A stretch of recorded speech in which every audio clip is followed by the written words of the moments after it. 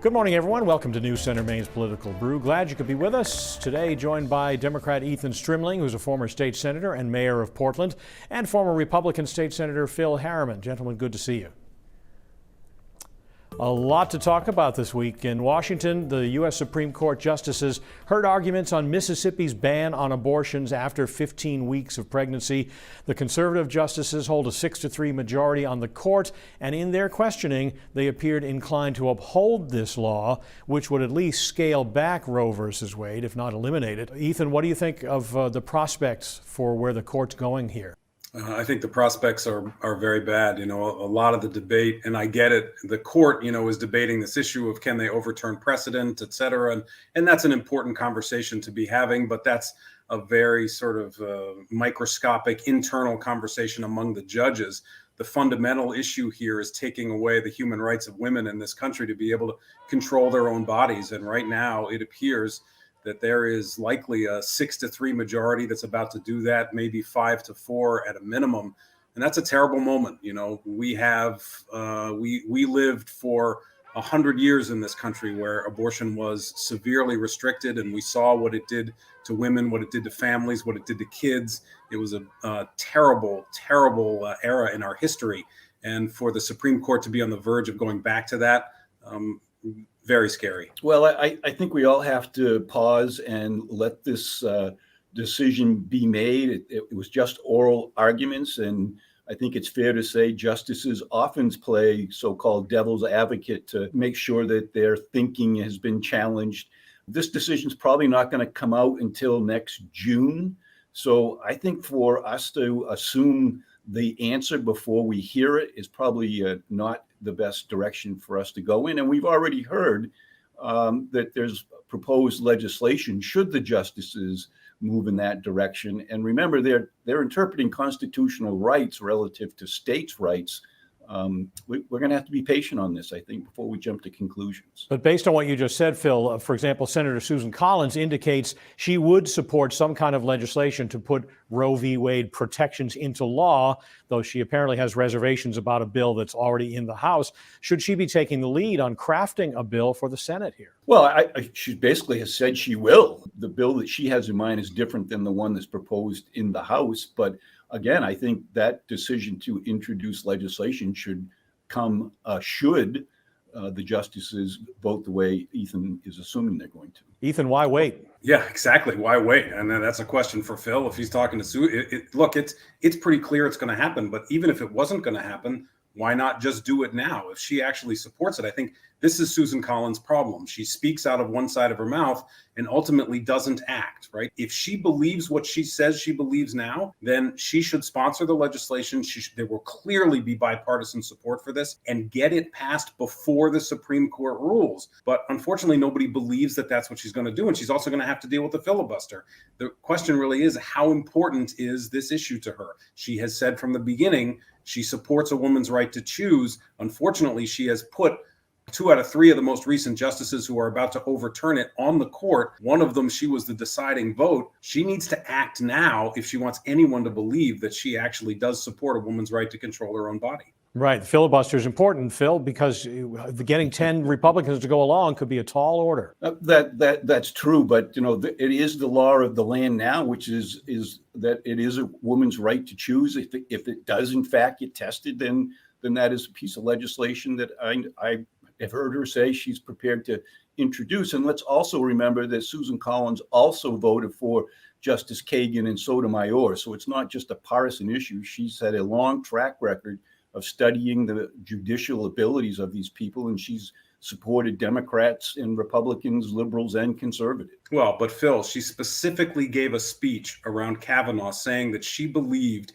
he would not overturn Roe v. Wade. And it is now very clear of all the people who spoke at this hearing this week, he was the most clear that he is ready to overturn this precedent. So she does have to now step up and say, you know what? He clearly deceived me, made a mistake. I need to act. This is a bill about a law in the state of Mississippi, not the law of the land relative to women's right to choose. Yeah, we'll be hearing a lot more about it. Next week, the Supreme Court is going to hear arguments about Maine's ban on public funding for for religious schools. For nearly 40 years, Maine law has said towns that don't have public high schools will pay tuition so that their local students can attend a public or private school of their choice in another community, as long as it is not a religious school.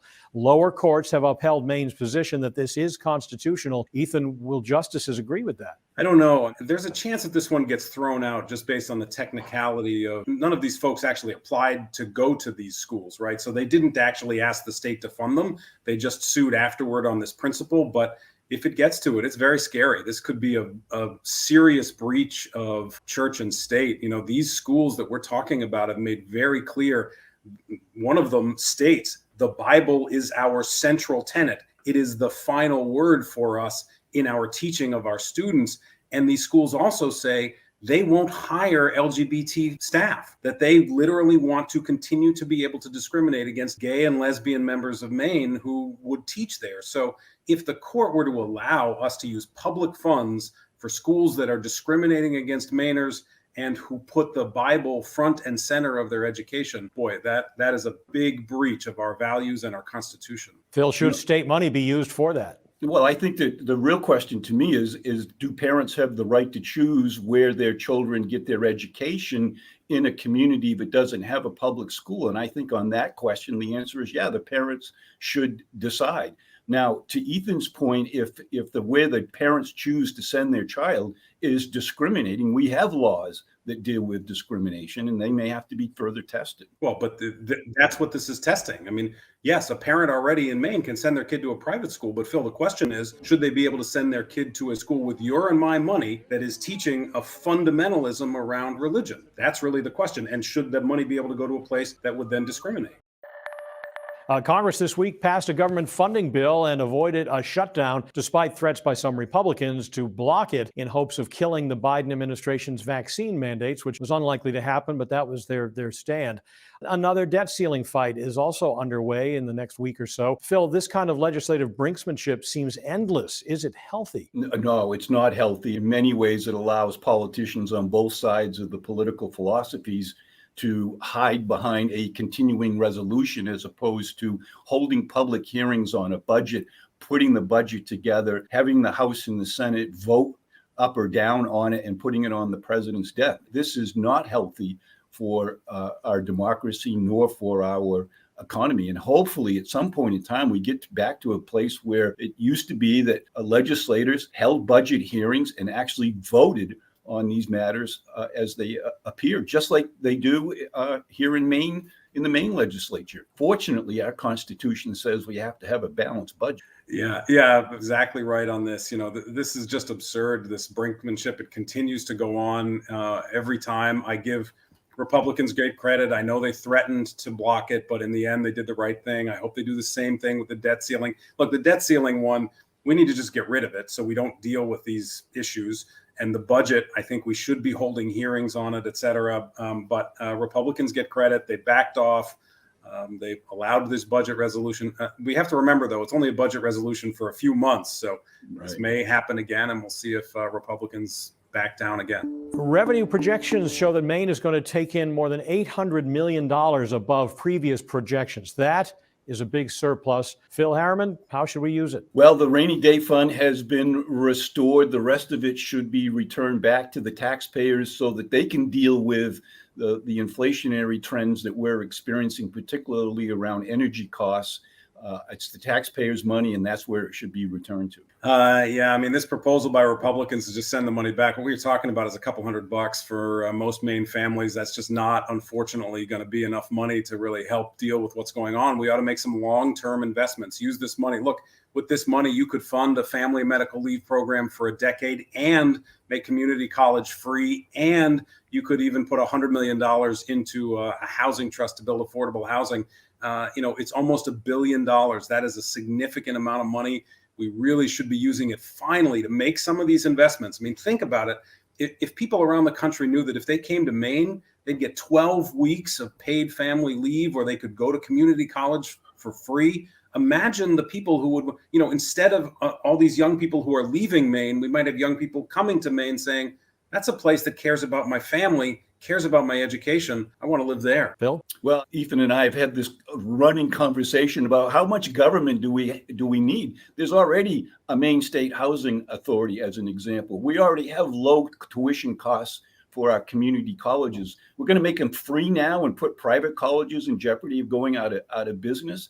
I think we ought to take this money and put it back to where it came from and let it empower Maine families to pay their bills and save to their retirement. And Ethan, in an election year, that's the kind of thing an administration might want to do. Yeah, that I think is driving this more than anything else, unfortunately, both for Republicans and perhaps for Governor Mills. We don't know what she wants to bring forward yet, although she has signaled she might be willing to do this rebate piece. I really hope that she doesn't. This is an opportunity to put a stamp on her administration and say, I use this money for serious long-term investment. I hope she does. Libertarians in Maine have been arguing for a long time that the hurdles to get a political party on Maine ballots are unconstitutional. A U.S. district judge has ruled that indeed automatically unenrolling voters from political parties when their membership falls below a certain level is not legal, but he did not agree that Maine's requirements for maintaining status as an official party are unconstitutional. Ethan, does this decision really give Libertarians any better chance of qualifying for Maine ballots? Yeah, I think it does. I think the judge was right. I'm not a Libertarian. I'm as far away from it as I could be, but I think they have a legitimate argument to say, you should never be taking away somebody's enrollment simply because the party hasn't done what it needs to do in order to build it. I also think, honestly, although not unconstitutional, the state should move away from this. You have to get 5% in the last election. If people want to register within a party and you're an organized party, we should allow them to do it. Let them build it up over time.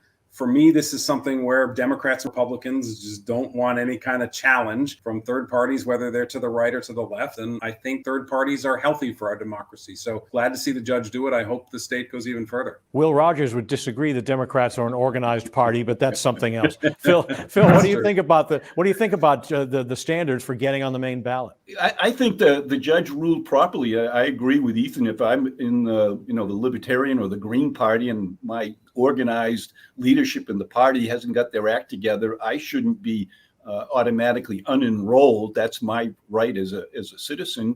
And I think if you are going to be an organized party that's recognized and considered a source of public policy discussion, then you should meet a minimum standard.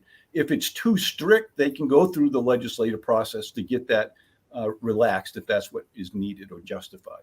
Here's something for Ethan's wheelhouse. In a meeting with members of the city's Charter Commission, some former Portland City councilors described difficulties they've had, and current councilors as well, in dealing with now former city manager John Jennings. And they argue for more power for mayors and councilors who are elected by the people. Portland Phoenix reports that former councilor Kim Cook said, quote, "The manager plainly told me I may have won this battle, but I wasn't going to win the war. I felt threatened and didn't really trust meeting with him very often, alone at least, and our meetings became very infrequent." Now, Ethan, you've butted heads with John Jennings when you were mayor. Is this going to help those who want to eliminate the manager position, or is this just one person that some councilors couldn't get along with? Yeah, think about what Councilor Cook said. A woman councilor saying she's uncomfortable meeting alone with the city manager because of how she felt threatened by him.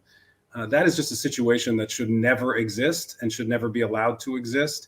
So certainly there are issues in terms of the individual, but I think it does reflect on the system itself, that the system allowed this for 6 years to continue. And look, the fundamental problem is how much power is in the hands of one person. Those of us who argue to have an executive mayor, certainly me, I have argued from the beginning, the executive mayor should not even have as much power as the city manager position has. Create an executive mayor in which you are accountable to the people, and create a strong legislative body with the council that has real checks and balances, so that this kind of behavior, this kind of policy making, which was a fundamental part of the problem. The city manager was pushing policy, an unelected individual, all these councilors talked about it, playing favorites. That was a fundamental problem for our democracy. That's why we need a strong elected mayor and a strong elected council. That's the key. Phil, what do you think? Well, I'm really sorry to hear Councilor Cook express this long after the fact. In my opinion, she should have gone to the mayor of the city at the time and expressed this discomfort in meeting with the city manager. or perhaps she should have felt like talking to the media was another option. But nonetheless, I agree with Ethan. There is no way any public official should fear or be intimidated by an appointed official or a colleague, for that matter. To the other point, the commission had a very robust campaign. It was clear that the progressives in Portland won that election to put people on that charter commission. This is the direction, and I think Ethan would agree with me that the last charter commission couldn't get the clarity that this commission, I think, is going to accomplish between the role of the mayor and the city manager, and that's probably in the end going to be good for everybody. And just to be clear on one thing, Phil, these issues were brought up. I was mayor at the time. Obviously, I brought them up. I brought them up publicly. Other people were bringing them up internally. That's part of the fundamental problem. The amount of power the city manager had, even these kinds of issues of accountability, put aside the policy-making pieces. The council just was not willing to or able to hold him accountable. That really was the problem. Well, let's choose our winners and losers in politics this week. Phil, we'll start with you. Thanks, Pat.